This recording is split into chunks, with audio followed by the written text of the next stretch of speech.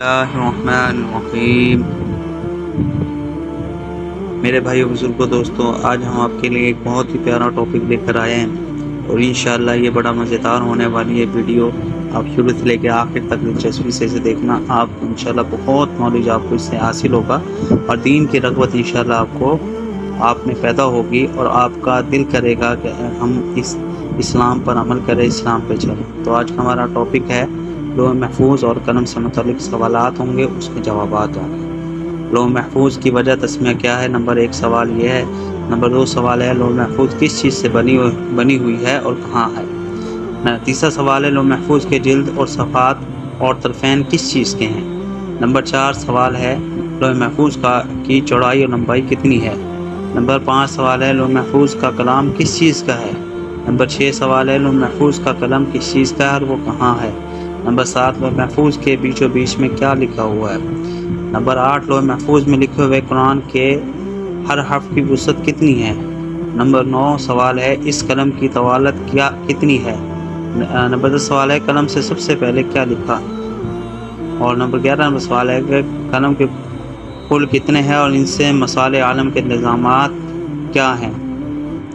تو لوح محفوظ کے سوالات اب ہو گیا، اب انشاءاللہ ہم ان کے جوابات آپ کو بتائیں گے۔ لوح محفوظ کے پہلے سوال کا جواب ہے لوح محفوظ کا نام لوح محفوظ اس لیے رکھا گیا کہ شیطان کی شرانگیزی اور قطر بونت سے محفوظ ہے۔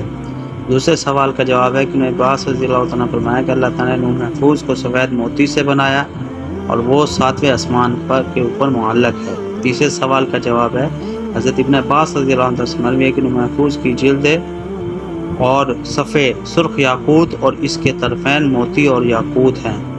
چوتھے سوال کا جواب ہے حضرت ابن عباس رضی اللہ عنہ یہ بھی مروی ہے کہ لوح محفوظ کی لمبائی زمین اور آسمان جو اس کے درمیان کے برابر فاصلے کے برابر ہے اور اس کی چوڑائی مشرق سے مغرب تک کے فاصلے کے برابر ہے۔ ایک اور قول میں ہے کہ اس کی لمبائی 500 سال کی مسافت کے برابر ہے۔ پانچویں سوال کا جواب ہے حضرت ابن عباس رضی اللہ عنہ فرماتے ہیں کہ لوح محفوظ کا کلام نور ہے۔ چھٹے سوال کا جواب ہے ابن عباس رضی اللہ عنہ فرماتے ہیں کہ لوح محفوظ کا قلم نور کا ہے جو اسی سے بندھا ہوا ہے۔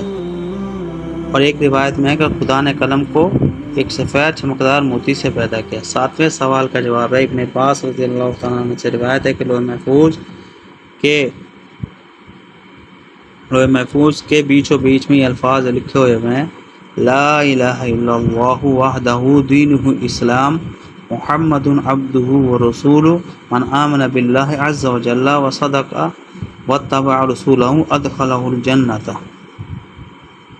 اور نمبر 8 سوال کا جواب ہے لوح محفوظ میں لکھا ہوا ہے قرآن کا ہر حرف کوہ کاف کے برابر ہے اور ہر حرف کے نیچے اس کے معنی ہیں۔ نمبر 9 سوال کا جواب یہ ہے کہ یہ قلم نورانی 100 سال کی لمبائی رکھتا ہے، ایک روایت میں 500 سال کی رکھتا ہے۔ اور نمبر 10 سوال کا جواب ہے اللہ تبارک تعالیٰ نے جب قلم کو پیدا فرمایا تو اس سے حکم فرمایا کہ لکھ۔ قلم نے عرض کیا کہ کیا لکھوں؟ فرمان جاری ہوا کہ قیامت تک کی مخلوق کی تقدیریں لکھ۔